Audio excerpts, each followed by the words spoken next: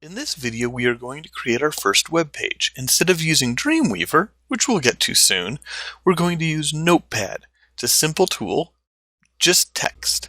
For those of you that use a Mac, at the end of the video, I'll show you the Mac tool that works in a similar way. It's very similar. We will cover that. If you don't have Notepad on your taskbar, you can always go ahead and click your Start button and type in Notepad, and it will find it.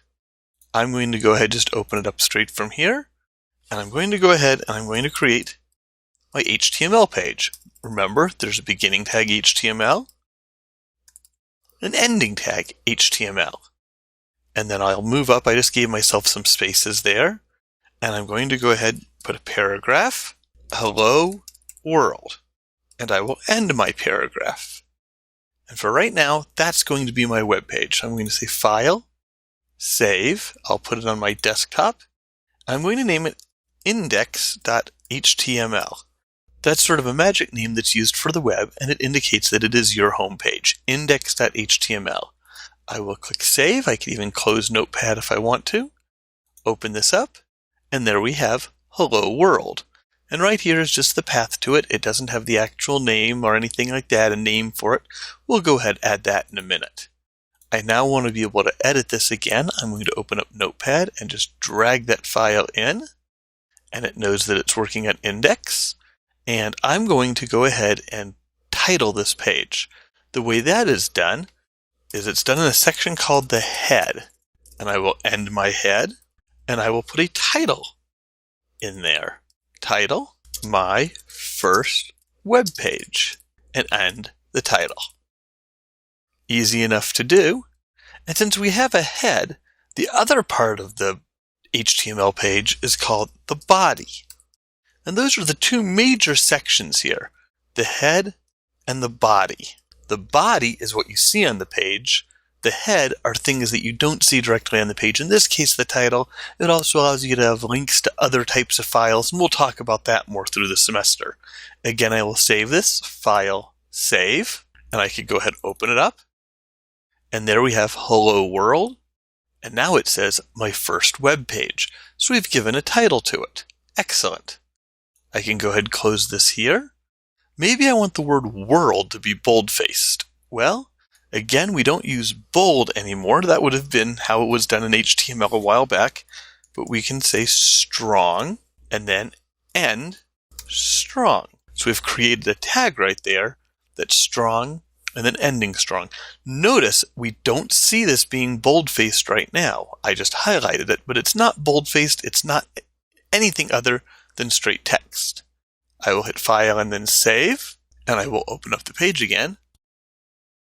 And we can see that world is indeed bold-faced. It worked. Now again, it's set to be strong, not necessarily bold. Later on, we will learn that you could change that instead of being bold to be green or orange or some other font, whatever you think is strong for your page. I will go ahead and close that.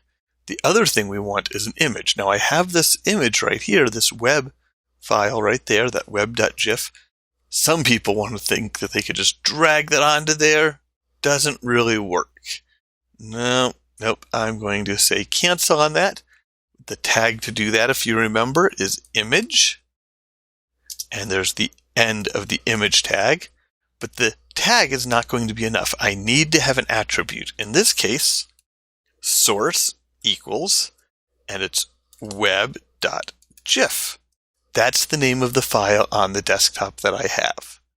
And I could then go ahead and close this again. Yes, I want to save. When I open up my index, there it is, Hello World, my first web page, and with the image listed. You can, and you can do this in almost any browser, even right-click on the browser. On a Mac, if you don't have a right mouse button, and most Macs do, you could use Control-click. I'll just say right-click throughout the lessons, but it could be Control-click if you're on a Mac without a right mouse button. But then I will look for either View Source or View Page Source. Different browsers word it slightly differently, but View Source, and it will show you the source right here. I'm going to go ahead and make my text size largest just so we could see it a little bit better. And notice what it's done for us. Even though this is just a plain text file, the web browser is smart enough to say, okay, the tags I'm going to make red, and I'll highlight with blue brackets around them. The just general text will be black. The attribute will be a brighter red. And so it does some work like that. And different browsers will handle that a little bit differently. I could then go ahead and close that. And there we go. That is my first file, my first web page.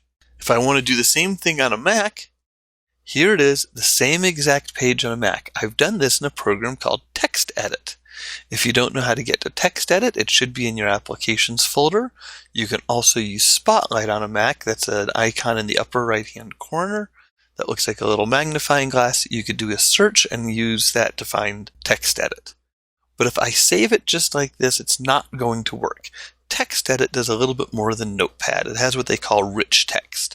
So I want to turn this into just sort of simple, plain text. This is an important step. Please do not forget it. I have to go to Format, Make Plain Text. It'll ask, am I sure? And I am. It even changes things a little bit, gets rid of that upper toolbar. Let me go ahead and show that to you again. I'll say make rich text. I have this toolbar across the top. Format, make plain text. No toolbar across the top. Also notice these quotes right here. They should be straight up and down quotes. If you have little curly quotes, or what are called smart quotes, you'll want to make sure that is not the case. If you do see those, you can go into the Text Edit menu and then Preferences, and you'll get a screen that looks similar to this. And then you'll want to make sure you turn off smart quotes. You then have to quit out of Text Edit, come back in, you could replace those quotes, and then when you save it, it'll keep the correct quotes, and your file should work just fine. I could then save that, File Save, and I will call it index.html. I will make sure that it is on my desktop. Use HTML. I already had one there, I'll replace it. And when I go into my web browser, when I double click on the file, there it is. I will refresh it. And it says my first web page. So it has the title. It has Hello World with the bold. It also has the image. Exact same thing as what we found on Windows. Slightly different ways of working with the text editor, but we won't be working with text editors much in this class. As with Windows, if I right click, I could say View Source. And there the source is right there. And I could change the size, but there it is. The whole source of that same page.